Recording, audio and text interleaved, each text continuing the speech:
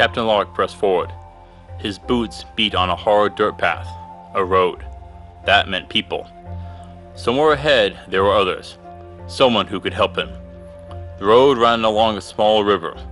It burbled as the sailor trudged alongside. He was thirsty and stepped down to the water. Cupping his hands, he drank from the cold stream. It was nice, but he was still hungry. If only a cucumber flowed down the river. Eagerly he snatched it up. One side had been carved on, but Captain Lark shoved it in his mouth without a thought. So good. The first real food in days. Another cucumber floated down, and the captain snatched it up, and another. Something shrieked as it burst from the water. It was about as tall as a child, with the turtle shell covering its body. Long, frog-like limbs stuck out of the sides. "Thief!" it howled through its beaked mouth. Waving its arms, it threatened the sailor. Welcome back to Mythical Phylogeny Adventures. I'm your guide, Jason. When you meet the water demon known as the Kappa of Japan, let's take a look at the strange and troublesome monster. The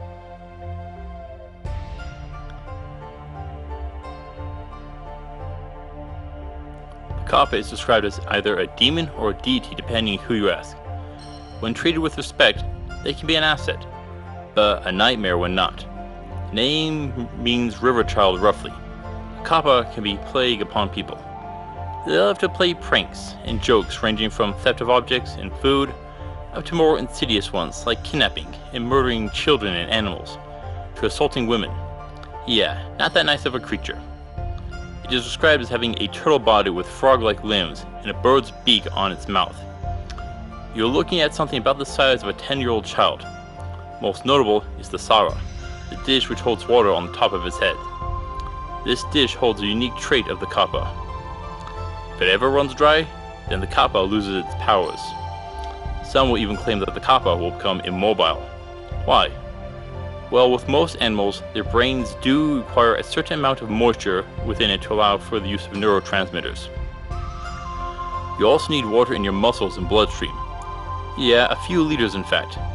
But that doesn't explain the Sara. Why have a dish to hold water on the top of your head? Well, the answer seems to be from the rest of its description. The Kappa is aquatic and has frog-like limbs. Now it is said to be scaly, but to survive in water, you need to be able to regulate your body's water content. Sounds like the Kappa struggles on this one topic. I think the Sara holds water which slowly trickles down into the rest of its body. That could create an orifice that lets water in, but like frog skin, also let the water out. That means if the Kappa tilts its head and lets the water out from the brain, blood, and body, this wouldn't be like an opening like the eyes, but a semi-permeable membrane that feels like a bowl. It will filter out large red blood cells, but could let nutrients escape. This could be a high risk of infection for the Kappa, since viruses and some bacteria are smaller than red blood cells.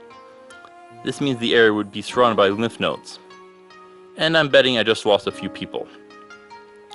Lymph nodes help with preventing infection by holding white blood cells.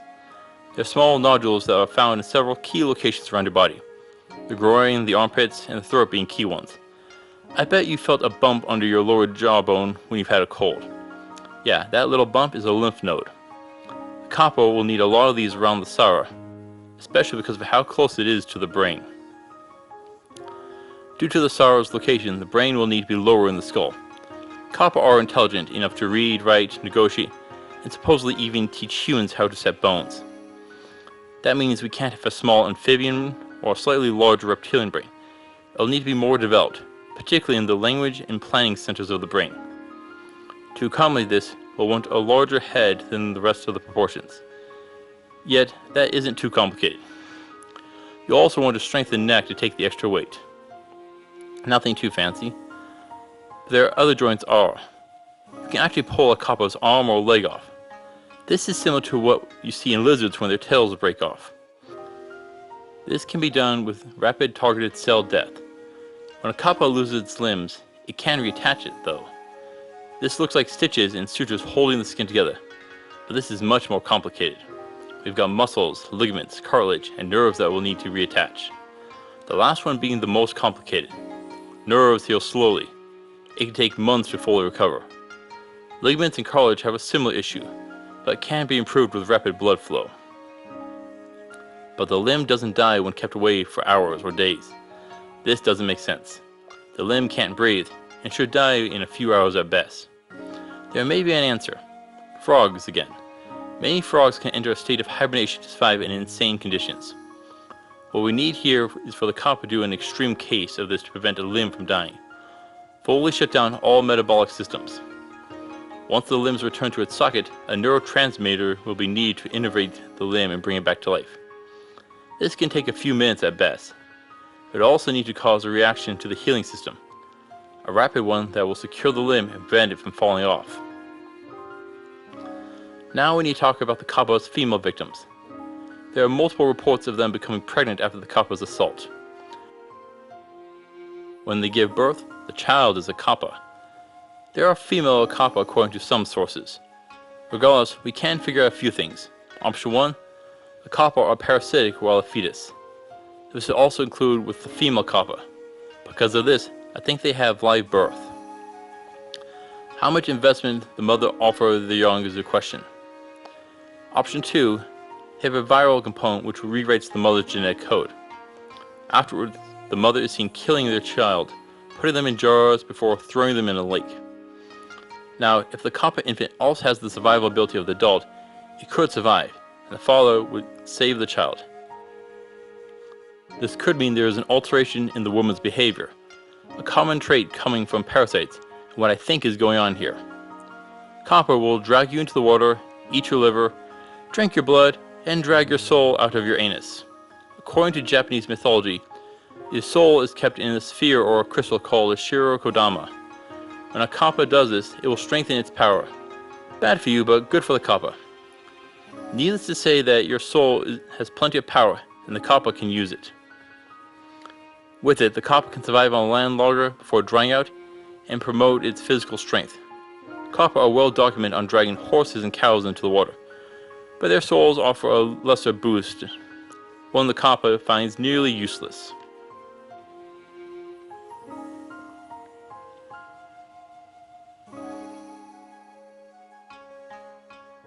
Despite all the horrendous deeds of the Kappa, if challenged, it's a very honorable foe. It isn't known for using dirty tricks. Most of them will attempt to gauge you in contests of strength, be it wrestling or sumo. But first, bow. Lower your head to your opponent. The Kappa will be bound by its honor to lower its head, and thus water will spill from the Sara. With that, the Kappa is bested. Well, that is how it might go, but Kappa are smart. And some of them have learned about keeping a metal plate on top of their head to stop the water from spilling out. Thus, bowing isn't a problem for these. After that, the matches begin. You want to grab a limb quickly and pull hard. A sudden jerk has the potential to cause the limb to break off. Speed will be of the essence here. If not, it'll be a test of strength. The Kappa has that. They can drag a horse into the water. That takes power. To counter it, you'll need to make it lose its balance, attack its legs, back of the knees. Or if you're skilled in grappling, you can use its own power against it. You can improve the leverage by using magic to turn the ground into an ice slick, or you can freeze the Kappa completely. The cold won't kill it, but will help. Using magic to turn the ground to mud will be difficult, since the Kappa is used to this terrain. Now, if it is smart enough to put a metal plate on its head, that opens up two new avenues of attack: fire and electricity. Either will be dangerous to its brain, and that metal plate will work as a great conduit. If you use a weapon, a sword or axe for the limbs, but the turtle shell will require a mace, a heavy and dense weapon. You'll want to stay out of the water. If you're facing the Kappa in the water, it will swim circles around you. If it is in the water though, ice and electricity will be devastating. Just get out of it first.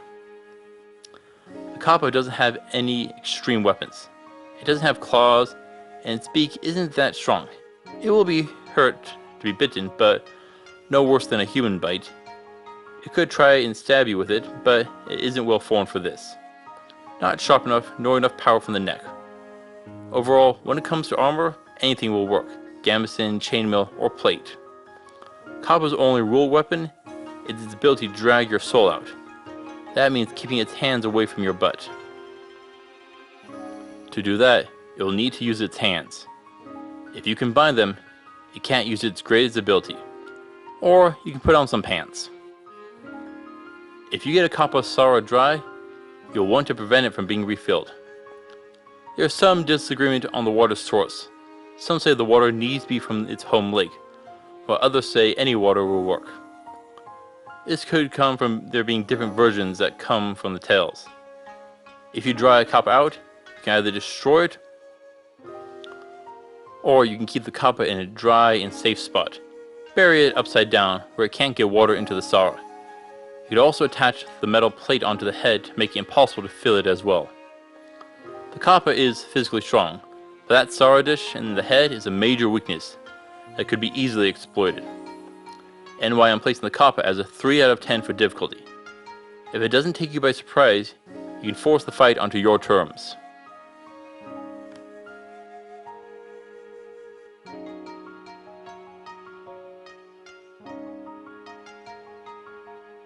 Now, the Kappa is strange. If you do rip a limb off, the Kappa will negotiate for its return and will give you nearly anything. Apparently, while the Kappa can reattach a severed limb, it can't grow them back.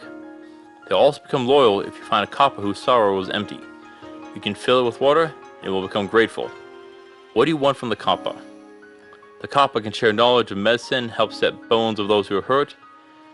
They can help you search the river when needed, or assist with transporting goods. The Kappa may become a loyal servant, if that's what you agree to. Just get it in writing. A signed confirmation about what it will do, and watch the wording. It may look to betray you and regain its freedom. Now, having a Kappa in your party is questionable. While it is loyal to the one who helped it, that isn't true of others. It may attack your family or party, drag them into the lake and drown them. If you do gain a Kappa's alliance, I'd keep your other allies separate. There are a few ways to keep a Kappa at bay. They're fond of eggplants, squash, buckwheat noodles, but they love cucumbers. If you write the names of the family onto the cucumber and place it into the river for the Kappa to collect, this will let it know who the gift is from, and in doing so, may prevent a fight. Now, if you do kill the Kappa, what else do you get?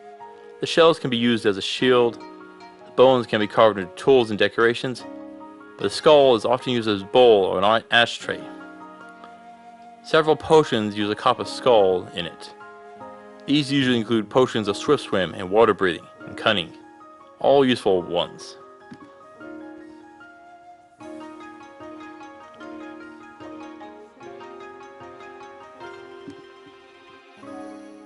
Kappa sprang at Captain Lark. He dove sideways as the beast crashed into the water beside him. Flames exploded at the Kappa as it escaped beneath the water. The man stepped towards the shore, mud squelching beneath his boots as the Kappa sprang back. He locked hands with the human. This wasn't a fair match. The Kappa was well fed, while the human was starving and exhausted. Captain Lark wasn't a weakling, but he wasn't at his best. It pushed him, and the sailor fell backwards into the mud as the beast pounced once more. It pinned him down. The scaly wrist pressed him down. It jabbed its beak at Captain Lark. He screamed in pain as it cut into his cheek. Fresh blood trickled into the water. "Stop it, Gatoro," a voice called out, as a man carrying cucumbers rushed forward. "Let him go." The Kappa looked over and replied, "He stole my cucumbers! He stole them!" "I'll get you more. I always do. Let him go. He seems lost." The Kappa glared at Captain Lark, but let him go. It splashed back into the water as the man handed it its cucumbers.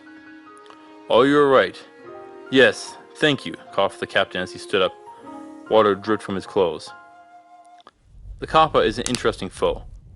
One that will help when treated well, and a menace when not. Thank you for watching, adventurers. Please return next week where we'll be facing the Nuclear V. Until then, I'll see you on the roads.